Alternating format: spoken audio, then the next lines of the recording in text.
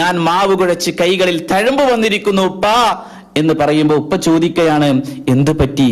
മാവുകൾ കുഴച്ചിട്ടാണോ? എങ്കിൽ നിനക്ക് അതിനേക്കാൾ ഒക്കെ, അതായത് ഫാത്തിമ ബീവിയുടെ വേവലാതിയും പ്രയാസവും എന്ന് പറഞ്ഞു കഴിഞ്ഞാൽ അവർക്കൊരു വേലക്കാരി ആവശ്യമാണ്. റസൂലിനോട് വേലക്കാരിയാണ് ചോദിക്കുന്നത്. എത്രയോ ഗനീമത്ത് സ്വത്തായി ലഭ്യമായവയിൽ എത്രയോ സ്ത്രീകളുണ്ടല്ലോ, വേലക്കാരൊക്കെ ഉണ്ടല്ലോ. ഏതെങ്കിലും ഒരാളെ എന്റെ കൂടെ വീട്ടുജോലിക്കായി പറഞ്ഞയച്ചു എങ്കിൽ എനിക്കത് ആശ്വാസമാകുമെന്ന് പറയുമ്പോൾ റസൂലുള്ളാഹി സ്വല്ലല്ലാഹു അലൈഹി വസല്ലമയുടെ മറുപടി, മോളെ, അതിനേക്കാൾ നിനക്ക് തൃപ്തികരവും മനസ്സിന് സമാധാനവും ആശ്വാസകരവുമായ ഒരു കാര്യം ഞാൻ നിനക്ക് അറിയിച്ചു തരട്ടെയോ? എന്നിട്ട് റസൂലുള്ളാഹി സ്വല്ലല്ലാഹു അലൈഹി വസല്ലം പറഞ്ഞത്, ഉറങ്ങാൻ പോകുമ്പോ സുബ്ഹാനല്ലാഹ് 33 പ്രാവശ്യം പറയുക, അൽഹംദുലില്ലാഹ് 33 പ്രാവശ്യം ചൊല്ലുക, അല്ലാഹു അക്ബർ 34 പ്രാവശ്യം ചൊല്ലി 100 തികച്ച് നീ അങ്ങ് കിടന്നുറങ്ങിയേക്കുക. എന്നാലോ നിനക്കൊരു വേലക്കാരിയെ ലഭ്യമാകുന്നതിനേക്കാൾ അതായിരിക്കും ശ്രേഷ്ഠകരം എന്നാണ് മഹാനായ റസൂൽ സല്ലല്ലാഹു അലൈഹി വസല്ലം പറയുന്നത്. അവരൊരിക്കലും അത് ഉപേക്ഷ വരുത്തിയില്ല എന്നതാണ്.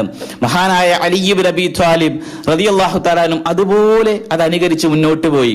ആ അലി റളിയല്ലാഹു അൻഹുവിനോട് ഒരിക്കൽ ഒരാൾ ചോദിക്കുകയാണ്, നിങ്ങൾ ഇങ്ങനെയൊക്കെ അത് ചൊല്ലുന്നു എന്നറിഞ്ഞല്ലോ, എന്നാൽ സിഫീൻ യുദ്ധം എന്ന ആ യുദ്ധം നടക്കുന്ന സന്ദർഭത്തിൽ പ്രതിസന്ധി ഘട്ടത്തിന്റെ രാത്രിയിൽ നിങ്ങൾ അത് ചൊല്ലാൻ മറന്നുവോ? അതായത് അന്ന് നിങ്ങൾ ചൊല്ലിയിരുന്നുവോ? അദ്ദേഹം പറഞ്ഞു, അന്നും ഞാനത് ചൊല്ലിയിരുന്നു, അന്നും അത് വിട്ടുപോയിട്ടില്ല എന്നതാണ്. അപ്പൊ അവരുടെയൊക്കെ ജീവിതത്തിൽ നന്മയുടെ വശങ്ങൾ വിവിധങ്ങളായ രൂപത്തിൽ വ്യക്തിപരമായ രൂപത്തിൽ ക്രോഡീകരിക്കാനും ശേഖരിക്കാനും അതനുസരിച്ചുകൊണ്ട് മുന്നോട്ട് പോകുവാനും അവർക്ക് സാധിച്ചിരുന്നു എന്നതാണ്. അതുകൊണ്ട് ഇവിടെ സൂചിപ്പിക്കുന്നത് ഒരുപാട് വിഷയങ്ങൾ വിശ്വാസികളായ ആളുകളുടെ ജീവിതവുമായി ബന്ധപ്പെട്ടുകൊണ്ട് അവര് സ്വീകരിക്കേണ്ടതും ശേഖരിക്കേണ്ടതുമായ വിവിധങ്ങളായ മാർഗങ്ങളും വ്യത്യസ്തമായ രീതിയിൽ അവര് സ്വീകരിച്ചെടുക്കേണ്ട ഒരുപാട് കാര്യങ്ങൾ റസൂൽ സല്ലല്ലാഹു അലൈഹി വസല്ലമയുടെ ആ ജീവിത ശൈലികളിലൂടെ കടന്നുപോയി കഴിഞ്ഞാൽ അവർ സ്വീകരിക്കേണ്ട ഒരുപാട് വിഷയങ്ങൾ പല കാര്യങ്ങളിലും പല വിഷയങ്ങളിലും ഉണ്ട്. അത് നമ്മൾ ഗ്രഹിക്കുക. പ്രധാനമായിട്ട് നമ്മൾ തൗഹീദ് ഉൾക്കൊണ്ടു. ആ തൗഹീദിന് ശേഷം പിന്നീട് സുന്നത്തുകളുള്ള പ്രതിബദ്ധതയും സുന്നത്തുകളുള്ള ശൈലിയും അസുന്നത്തു മാ സന്നഹു റസൂലുള്ളാഹി സ്വല്ലല്ലാഹു അലൈഹി വസല്ലം, റസൂൽ എന്തൊരു കാര്യം ശരിയാക്കി തന്നുവോ അത് അതുപോലെ സ്വീകരിച്ചുകൊണ്ട് വിശ്വാസികളായ ആളുകൾ മുന്നോട്ട് പോകുമ്പോൾ, ഇപ്പൊ വിശുദ്ധ ഖുർആൻ പാരായണം ചെയ്യുമ്പോൾ എത്ര മര്യാദകൾ പഠിപ്പിച്ചു. ഖുർആനുമായി ബന്ധപ്പെട്ടുകൊണ്ടുള്ള നിരവധി കാര്യങ്ങൾ നമ്മോട് സൂചിപ്പിക്കപ്പെട്ടിട്ടുണ്ട്. പല വിഷയങ്ങൾ സൂചിപ്പിച്ചിട്ടുണ്ട്. ഖുർആൻ പാരായണം ചെയ്യാൻ തുടങ്ങുന്ന വിശ്വാസി സ്വീകരിക്കേണ്ടത്, ഇനി പാരായണം ചെയ്യുമ്പോൾ തന്നെ ഖുർആനുമായി ബന്ധപ്പെട്ടുകൊണ്ട് ഖുർആനിലെ പ്രത്യേക സൂറത്തുകളുടെ പ്രത്യേകതകൾ പഠിപ്പിച്ചു, ആയത്തുകളുടെ പ്രത്യേകതകൾ പഠിപ്പിച്ചു.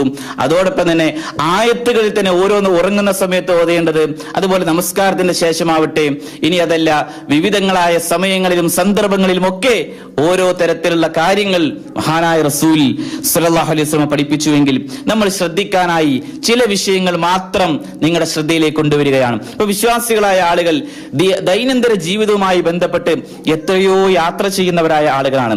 എന്നാൽ യാത്രയുമായി ബന്ധപ്പെട്ടുകൊണ്ട് മഹാനായ റസൂൽ സ്വല്ലല്ലാഹു അലൈഹി വസല്ലം പഠിപ്പിച്ചത്, മഹാനായ കഅബ് ബിൻ മാലിക് റളിയല്ലാഹു അൻഹു നിവേദനം ചെയ്യുന്ന ഒരു ഹദീസിൽ കാണാം, അന്ന നബി സ്വല്ലല്ലാഹു അലൈഹി വസല്ലം ഖറജ ഫീ ഗസ്വതി തബൂക് യൗമൽ ഖമീസ് വകാന യുഹിബ്ബു അൻ യഖ്റുജ യൗമൽ ഖമീസ്. റസൂൽ സ്വല്ലല്ലാഹു അലൈഹി വസല്ലം യാത്ര പോകുമ്പോൾ ആ യാത്ര പോകാൻ ഇഷ്ടപ്പെട്ടിരുന്ന ദിവസം എന്നത് വ്യാഴാഴ്ച ദിവസമായിരുന്നു. അപ്പോ നമ്മൾ പലപ്പോഴും ദീർഘദൂര യാത്രകൾക്ക് നമുക്ക് സാധ്യമാകുകയോ അല്ലെങ്കിൽ സാധിക്കുകയോ അങ്ങനെ പുറപ്പെടേണ്ടതായി വരികയോ ഒക്കെ ചെയ്യുമ്പോൾ വ്യാഴാഴ്ച ദിവസം അതിന്റെ പ്രത്യേകതയുണ്ട്. അത് മനസ്സിലാക്കിയിട്ട് വ്യാഴാഴ്ച ദിവസം ലകല്ലമാ കാന റസൂലുള്ളാഹി സ്വല്ലല്ലാഹു അലൈഹി വസല്ലം യഖ്റുജു ഇല്ലാ ഫീ യൗമിൽ ഖമീസ്, വ്യാഴാഴ്ചയല്ലാതെ പ്രവാചകൻ സ്വല്ലല്ലാഹു അലൈഹി വസല്ലം യാത്ര പുറപ്പെടുക അപൂർവമായിരുന്നു. അപ്പൊ യാത്രകൾ പലപ്പോഴും അങ്ങനെ ചെയ്യേണ്ടി വരുന്ന ഘട്ടങ്ങളിൽ വ്യാഴാഴ്ച യാത്ര ചെയ്യുക എന്നത്.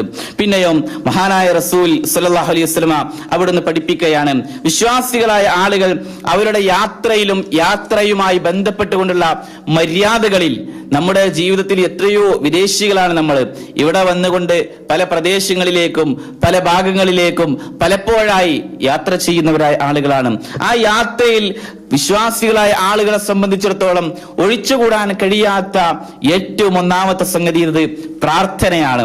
യാത്രയിലെ പ്രാർത്ഥനയ്ക്ക് ഉത്തരം ലഭിക്കുമെന്ന് നബി സല്ലല്ലാഹു അലൈഹി വസല്ലം പഠിപ്പിച്ചു.